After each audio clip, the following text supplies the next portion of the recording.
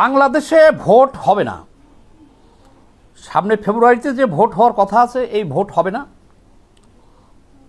Deep স্টেটের দীর্ঘমেয়াদী পরিকল্পনা। আপনারা যারা আশাবাদী ছিলেন, লাফালাফি করতেছিলেন যে আমরা যারা, যে সরকার বারবার 100 বার বলতেছে যে আগামী ফেব্রুয়ারিতে নির্বাচন হবে, কিন্তু এদেশের জনগণ কিন্তু এটা বিশ্বাস করে নাই। কেন বিশ্বাস করে নাই আমি বলি আপনাকে। দেখেন, একটা জাতীয় নির্বাচন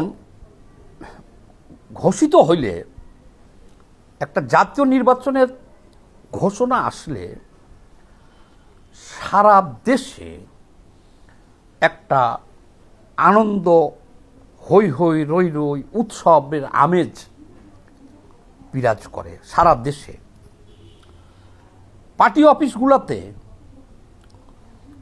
ফরম কেনার জন্যে হাজার হাজার নেতাকর্মী প্রতিদিন পার্টি অফিসে ভিড় করে, সব পার্টি অফিসে, এবং মুখরিত থাকে। কেমন জানি সারা দেশে একটা উৎসব 5 বছর পরে জাতীয় নির্বাচনে আসে।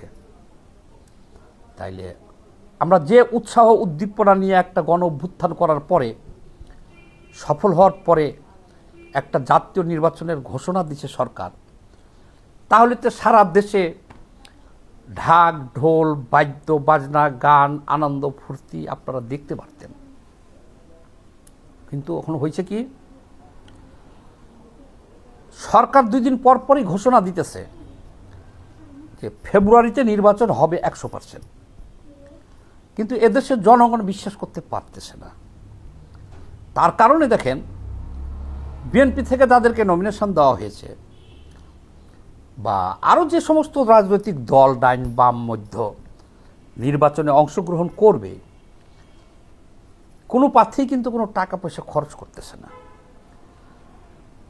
পোস্টার, ব্যানার, ফেস্টুন বা যে উৎসাহ উদ্দীপনা তাদের মুখের দিকে চাইলেই বুঝতে পারবেন তারা সকলেই চিন্তিত। আচ্ছা, এটা হওয়ার কারণ কি? এটা হওয়ার কারণও আছে যথেষ্ট। কারণ হলো কি, দেখেন, আওয়ামী লীগ 14 দল, এমনকি জাতীয় পার্টিও এখন পর্যন্ত যা দেখতেছি তারাও নির্বাচনে অংশগ্রহণ করতে পারবে না, তাদেরকে নামতে দেওয়া হয় নাই, নিষিদ্ধ না করলেও। তো তাইলে অর্ধেক দল, 52টা নিবন্ধিত দলের মধ্যে অর্ধেক, 14 দল, জাতীয় পার্টি, আওয়ামী লীগ সহ, এবং জনসংখ্যাও অর্ধেক অলরেডি নিষিদ্ধ করে দেওয়া হয়েছে। এই নিষিদ্ধটা কে করেছে বলেন? কে চেয়েছে? ডিপ স্টেট যারা এই দীর্ঘমেয়াদী পরিকল্পনা করেছে বাংলাদেশে ক্ষমতা দখল করে রাখার, -2 কার্যকর করার,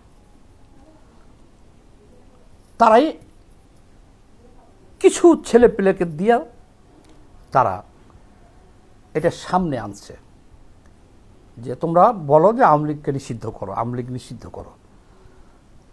তারা যখন এটা নিষিদ্ধ যমুনার সামনে যা করছে, তখন দেখছেন, আপনারা কি দেখছেন, তাদেরকে সরকার থেকে ঠান্ডা পানির ব্যবস্থা করা হয়েছে, উপরে রোদ ছিল, নজিরবিহীনভাবে 54 বছর ইতিহাসে এটা হয় নাই।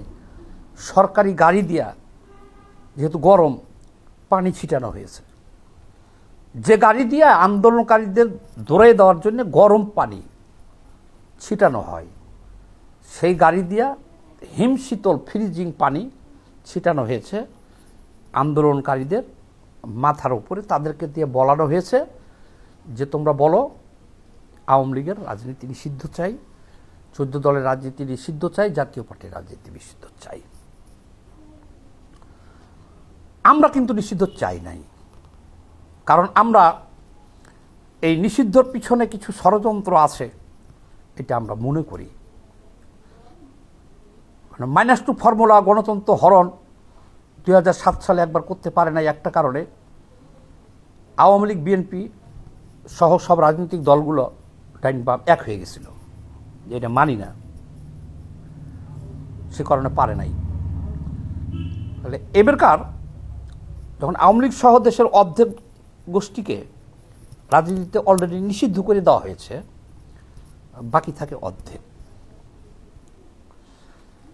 সেই অর্ধেকের মধ্যে বলছি আমি, অর্ধেকের মধ্যে 80% যিনি মালিক, অর্ধেকের মধ্যে 80% মালিক হলো কে? তারেক জিয়া, বিএনপি। এখন তারেক জিয়ার মা মারা যেতেছে বাংলাদেশে, তারপরেও উনি তো বাংলাদেশে আসতেই পারতেছে না। উনি নির্বাচন হবে বলছেন আর 2 মাস পরে, অথচ যিনি এখন নির্বাচন হলে ভূমিধস বিজয় হবে, তার প্রধানমন্ত্রী হবে, উনি দেশে আসতে পারতেছেন না, এখনো 2 মাস বাকি আছে। তাহলে নির্বাচনটা হবে এই দেশে কিভাবে নির্বাচন হবে বলেন? নির্বাচন যদি হইতই এই দেশে, তাহলে পরে তো আর ডক্টর ইউনূস এইভাবে সব বিদেশিদেরকে নিয়ে আসা সরকার পরিচালনা করত না। ডক্টর ইউনূস পাপেট হিসাবে বা একটা গোষ্ঠীর প্রতিনিধি হিসাবে সে এখন এখানে আছে, কিন্তু তার ক্ষমতাটা কতটুকু এবারকার চিন্তা করে দেখেন, এবং আস্তে আস্তে এগুলো সব বের হইতেছে। তাহলে এখন নির্বাচন সামনে এমন হতে পারে, যেমন ধরেন যে নির্বাচনটাই ওই ডিপ স্টেট আমেরিকা ইন্ডিয়ার সাথে ডক্টর ইউনূস সাথে যাদের চুক্তি হবে, বা ডিপ স্টেট আমেরিকা ইন্ডিয়া যে অপশক্তি যারা এই সরকারকে পৃষ্ঠপোষকতা করতেছে বা এই সরকারকে ক্ষমতায় আনছে, তাদের ইচ্ছার উপর নির্ভর করবো সব কিছু। তো তাদের ইচ্ছাটা এখন ইতিমধ্যে প্রকাশ হয়ে গেছে, অর্ধেককে নিষিদ্ধ করছে, তারেক জিয়াকে দেশে আসতে দেওয়া হচ্ছে না। তাহলে নির্বাচন হবে কিভাবে? নির্বাচনটা এভাবে হতে পারে যে ডক্টর ইউনূসের ইচ্ছা মাফিক দল যেটা আছে, এনসিপি বলেন জামাত বলেন, তাকে ঘোষণা দিয়ে দিল যে ওরা পাশ করছে, তাহলে এই ডিপ স্টেট বহাল থাকবে। যে ডিপ স্টেটের হাতে এখন বাংলাদেশের রাষ্ট্রীয় ক্ষমতা আছে, এই ডিপ স্টেট বহাল থাকবে, তারেক জিয়া দেশে আসতে পারবে না, একটা নির্বাচন ঘোষণা হবে এবং ফলও ঘোষণা হবে, যে ফলে হয়তো এনসিপি পাশ করে যাবে, বা যদি বেশি অবিশ্বাস্য হয় এনসিপির বিষয়টা, জামাতকে পাশ করে নিয়ে আসবে, বিএনপি হয়তো অল্প কিছু সিট দিতে পারে, এটা তো ঘোষণার ব্যাপার, খালি বিরোধী দলে আসতে পারে, কিন্তু মূল ক্ষমতাটা এই এখন যে ডিপ স্টেট আছে ক্ষমতায়, তাদের হাতে থেকে যাবে। কিন্তু সবচেয়ে বেশি সম্ভাবনা হলো নির্বাচন না হওয়ার সম্ভাবনাটাই সবচেয়ে প্রবল, বেশি নির্বাচন। যেমন ধরেন এনসিপি জামাত সহ কিছু লোককে দিয়া আগে বলিয়েছে যে আওয়ামী লীগ নিষিদ্ধ চাই, 14 দল নিষিদ্ধ চাই, সরকার করে দিছে, শেষ। আবার এদেরকে দিয়েই কিন্তু বলাইতেছে, আপনারা আমরা না বুঝলেও এদেরকে দিয়েই কিন্তু অলরেডি বলাইতেই আছে যে আগে গণভোট ছাড়া নির্বাচন আমরা মানি না। বিভিন্নভাবে কিন্তু এদেরকে দিয়ে বলাইতেছে, কিন্তু আবার ডিপ স্টেটের ভিতরে যে আলাপ আলোচনা চলতেছে, সেই আলাপ আলোচনায় এখন আমাদের ধারণা যে তারেক জিয়া যদি তাদের সব শর্ত মাইনে নাই, তবে এই শর্তগুলো মনে হয় না যে তারেক জিয়া মানতে পারবে। মানলে এবং এগুলো কার্যকারী সামনে ক্ষমতায় এসে করতে গেলে বিএনপির রাজনীতি শেষ হয়ে যাবে। বাংলাদেশে মার্কিন ঘাঁটি যদি চায়, সেন্ট মার্টিন চায়, করিডোর চায়, আরও যাদের স্বার্থ ইন্ডিয়ার আছে আছে, এগুলো যদি মাইনে নিয়ে তারেক জিয়া আসে আর সামনে বাস্তবায়ন করে, তাহলে বিএনপির রাজনীতি শেষ হয়ে যাবে। কাজে তারেক জিয়া এটা মানবে না। তাহলে একমাত্র এগুলো কারা মানবে? জামায়াতকে ক্ষমতায় আনলে জামাত মানবে, এগুলো মানতে পারবে। কারণ তাদের কোনো জনভিত্তি নাই। 5% 3% সমর্থন এটা থাকলে কি না থাকলে কি, আর আগামী 100 বছর রাজনীতি করলেও জামাত ক্ষমতায় যেতে পারবে না কোনোদিন। এনসিপি আগামী 100 বছর রাজনীতি করলে ক্ষমতায় যেতে পারবে না কোনোদিন। কাজেই তাদেরকে যদি বলে বা বলছে অলরেডি যে তোমরা থাকবা ছায়া সরকার, নির্বাচন ঘোষণা দিব, নির্বাচন হবে, তোমরা ছায়া সরকার হিসেবে থাকবা,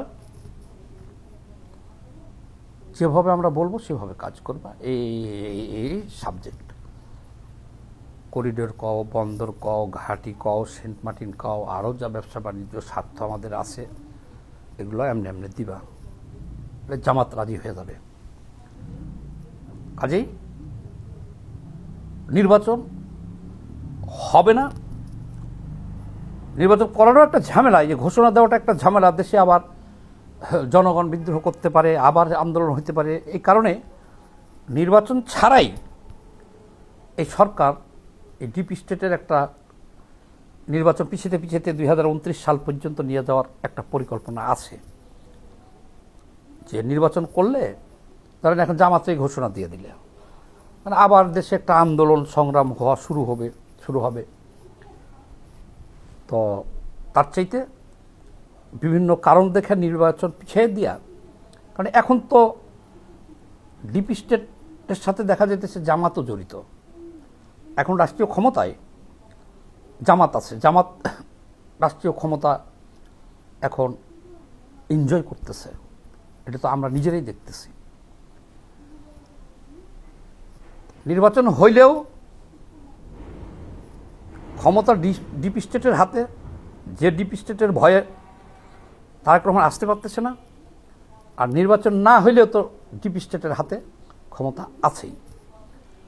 সবাই ভালো থাকবেন, একটু বেশি বেশি করে এটা একটু শেয়ার দিয়ে দিন।